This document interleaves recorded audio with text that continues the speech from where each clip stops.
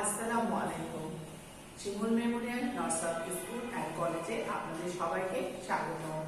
আমার 7-এর শিক্ষার্থীবৃন্দ, আপনারা সবাই কেমন আছেন? আশা করি আপনারা ভালো আছেন। করোনা ভাইরাস কিন্তু বেড়ে গেছে দিন দিন, আপনারা সবাই জেনে থাকবেন। তাহলে আমাদের কি করতে হবে? খুব ভালোভাবে নিরাপদে থাকতে হবে, ঠিক আছে, এবং পুষ্টিকর খাবার খেতে হবে। আজকে আমরা গার্হস্থ্য বিজ্ঞান 14 অধ্যায় পড়ব। 14 অধ্যায় কি? পোশাকের পরিপাট্য ও ব্যক্তিত্ব। আমি ফাতেমা জামিল, সহকারী শিক্ষিকা, শিমুল মেমোরিয়াল নার্সারি স্কুল। তো চলে যাই আমরা ক্লাসে। প্রথমে আমরা শেখন ফলে চলে যাই। শেখন ফল ব্যক্তিত্ব ও রুচি প্রদর্শনে পোশাকের পরিপাট্য বজায় রাখার গুরুত্ব অনুধাবন করতে পারবে। 2. ব্যক্তিত্বের সাথে পোশাকের সম্পর্ক ব্যাখ্যা করতে পারবে। ব্যক্তিত্ব আর পোশাক কিন্তু একে অপরের সাথে সম্পর্কযুক্ত, বোঝা গেছে? তাহলে ব্যক্তিত্ব হচ্ছে পোশাকের একটি অংশ। এবার আমরা চলে যাব আলোচ্য বিষয়ে। ব্যক্তিত্ব, ব্যক্তিত্বের সাথে পোশাকের সম্পর্ক, পরিপাট্যতা, আরেকটা আছে পোশাকের প্রকারভেদ। এই 4টি বিষয় নিয়ে আজকে আমরা আপনাদের সাথে আলাপ আলোচনা করব এবং জানব। প্রথমেই আমরা ব্যক্তিত্বে চলে যাই। ব্যক্তিত্ব আমরা একটু লক্ষ্য করলে দেখতে পারবো যে আমাদের ক্লাসের প্রত্যেকে বিশেষ কিছু গুণ রয়েছে। আপনার ক্লাসে যখন ক্লাস করেন আপনারা দেখেন না যে এক একটা মেয়ে এক এক রকম, তার নিজস্ব একটা বিশেষ গুণ রয়েছে। কেউ ভালো চুল বাঁধতে পারে, কেউ ভালো গান করতে পারে, কেউ খুব সুন্দর করে কথা বলতে পারে, কেউ বা খুব পরিপাটি করে ক্লাসে আসে, আবার কেউ বা খুব সুন্দর করে গুছিয়ে কথা বলতে পারে। এগুলোকেই বলে ব্যক্তিত্ব। তাহলে এক একজনের ব্যক্তিত্ব এক এক রকম, যার ফলে আমরা একজন অন্যজন থেকে আলাদা। এই ব্যক্তিত্বের কারণে কিন্তু আমরা একজন অন্যজনের কাছ থেকে কিছুটা আলাদা। ব্যক্তি বিশেষে এই নিজস্ব বৈশিষ্ট্য সমষ্টি হচ্ছে ব্যক্তিত্ব। তাহলে ব্যক্তিত্ব কি? এই ব্যক্তিত্ব বিশেষে সমষ্টি হচ্ছে ব্যক্তিত্ব। তাহলে আমরা কি সবাই একই ব্যক্তিত্ব হতে পারি? না। আপনাদের 7-এর অনেকজনই ক্লাস নেয়, অনেক মিস ক্লাস নেয়, অনেক স্যার ক্লাস নেয়। তার মধ্যে দেখবেন এক একজনের ব্যক্তিত্ব এক এক রকম লাগে আপনার কাছে।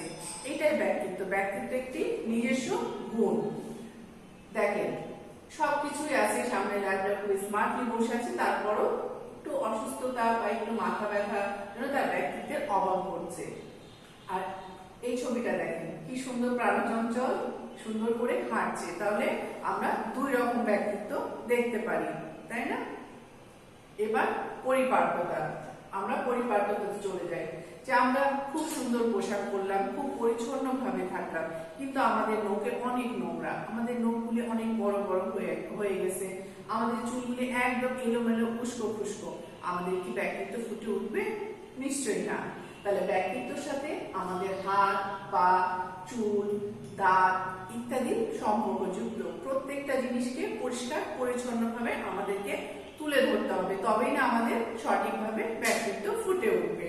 তাহলে ব্যক্তিত্বের মধ্যে আমাদের কিন্তু কি পড়ে? নখ, হাত, পা, চুল ইত্যাদি। এবার পোশাকের পরিপাট্যতা।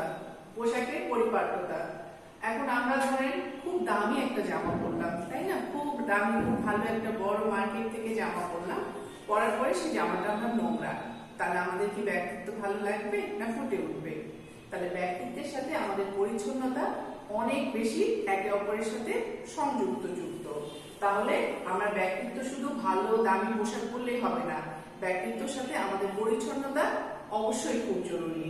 দেখেন পোশাকের পরিচ্ছন্নতা কি সুন্দর ছবি দেখাচ্ছে যে একটা পরিষ্কার পরিচ্ছন্ন ব্যক্তিত্বের অধিকারী। পোশাকের ছাপ। পোশাক আমরা অনেকে আছে না যে আমরা অনেকে একটু ফ্যাটি টাইপের আছে, অনেকে হচ্ছে একটু পাতলা থিন। তাহলে আমরা কি যে যারা আমরা মোটা তারা কি সেই পাতলার মতো কি আমরা ড্রেস পরবো? নিশ্চয়ই না। এখানে যদি আমরা একটু চিন্তা ভাবনা করে ড্রেস করি বা আমাদের চিন্তা ভাবনা করে যদি আমরা পোশাকটা চুজ করি, তাহলে আমাদের ব্যক্তিত্ব আরো ফুলে উঠবে।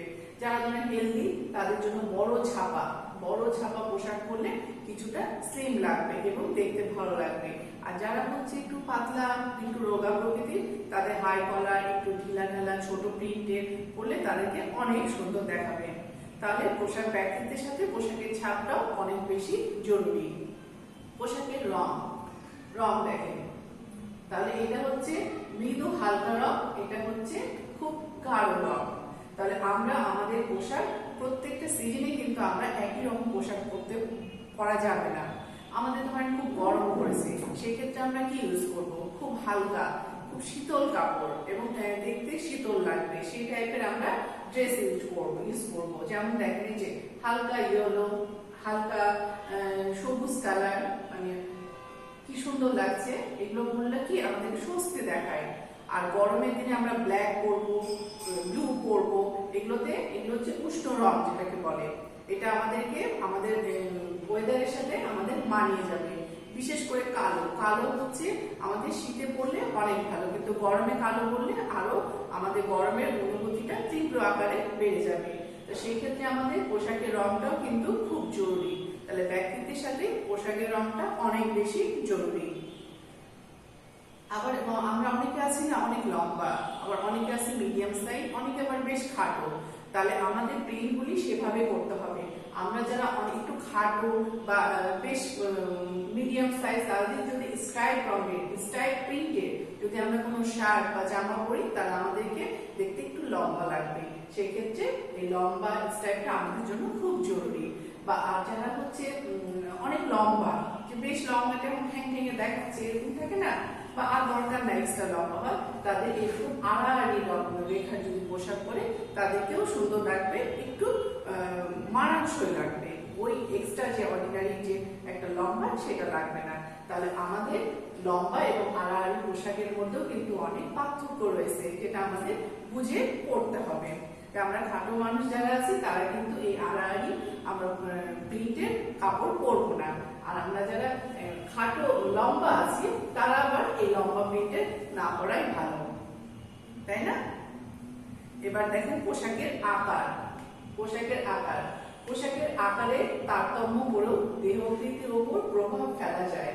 পাতলা গরমের ব্যক্তির জন্য ঢিলে ঢালা, আমি কিছুক্ষণ আগে বললাম না, পাতলা ব্যক্তির জন্য ঢিলে ঢালা পোশাকটা অনেক দেখতে চমৎকার লাগে, তাকে মনে হয় এক্সট্রা একটু হেল্পফুল লাগে। আর ফুল হাতা পরলে হাতগুলি, পাতলা হাতগুলি ঢাকা থাকে, ভালো লাগে। ছোট গলার পোশাক বিশেষ উপযোগী। পাতলা মানুষকে যদি আমরা বড় গলা পরাই দিই, তো গলার যে হাড়গুলি আছে সব বেরিয়ে যাবে, দেখতে ভালো লাগবে? নিশ্চয়ই না। তাহলে ছোট গলার পোশাক বিশেষ উপযোগী।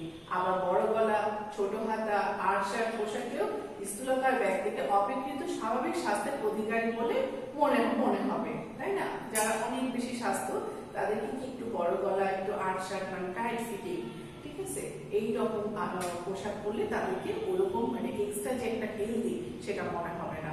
তাহলে পোশাকের নির্বাচনের ক্ষেত্রে দেখেছেন আমাদের কতগুলি ধাপ অবলম্বন করতে হবে, নিশ্চয়ই আপনারা বুঝতে পারছেন। পোশাকের পরিচ্ছন্নতা। তাহলে পোশাকের পরিচ্ছন্নতা বলতে কি বুঝি আমরা? পোশাক পরিচ্ছন্ন, যে পরিষ্কার পরিচ্ছন্ন যেটা বলি। আমরা অনেক দামি পোশাক পরলাম, ভালো পোশাক পরলাম, কিন্তু আমাদের পোশাকটা কোথাও একটু নোংরা লেগে আছে, দাগ লেগে আছে, তাহলে কিন্তু আমাদের ব্যক্তিত্ব একদম থাকবে না, কিন্তু দেখতেও ভালো লাগবে না। সবসময় মনে রাখবেন পরিচ্ছন্নতার একটা অন্যরকম কদর।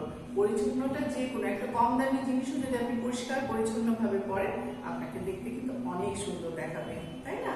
তাহলে পোশাক পরিচ্ছন্নতা কিন্তু আমাদের জন্য অনেক গুরুত্বপূর্ণ একটা বিষয়। তাহলে আবার দেখেন সমাজের রীতিনীতি। ব্যক্তিত্বকে আকর্ষণীয় করার জন্য সমাজের রীতিনীতির দিকে অবশ্যই খেয়াল রাখতে হবে। সমাজের কাছে গ্রহণযোগ্য নয় এমন ধরনের পোশাক পরিধান না করাই ভালো, এতে ব্যক্তিত্বের সৌন্দর্য ফুটে ওঠে না। আমরা যে সমাজে বাস করি, আমরা যদি ধরেন একটা ওয়েস্টার্ন কালচারে যদি আমরা ড্রেস পরে মার্কেটে যাই বা রাস্তায় হেঁটে যাই, আমাদের কিন্তু ভালো লাগবে না। আবার ধরেন কারো বাসায় কেউ মারা গেছে, কেউ খুব অসুস্থ, তাদের বাসায় আমরা খুব একটা জাঁকজমকপূর্ণ ড্রেস পরে গেলাম, আমাদের কি মানুষের মনে হবে? সমাজ গ্রহণযোগ্য মনে হবে না? হবে না। তাহলে সামাজিক দিক থেকে আমাদের এই রীতিনীতিগুলো মেনে চলতে হবে।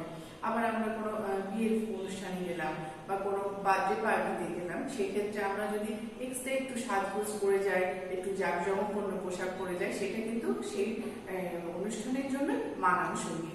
তাহলে আমাদের এই সমাজের রীতিনীতিটা অবশ্যই মেনে চলতে হবে। বোঝা গেছে? তাহলে এবার মূল্যায়নে চলে আসি। ব্যক্তিত্ব কি? ব্যক্তিত্ব হচ্ছে নিজস্ব বৈশিষ্ট্য। নিজস্ব বৈশিষ্ট্যই হচ্ছে ব্যক্তিত্ব, তাই না?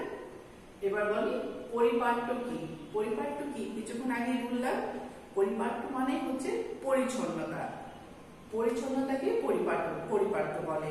পোশাকের ব্যক্তিত্বের সাথে কিসের সুনিবিড় সম্পর্ক আছে? ব্যক্তিত্বের সাথে পোশাকের সুনিবিড় সম্পর্ক আছে, তাই না? আর কোন স্বাস্থ্য ব্যক্তিত্ব বিকাশে বাধা সৃষ্টি করে? কোন স্বাস্থ্য?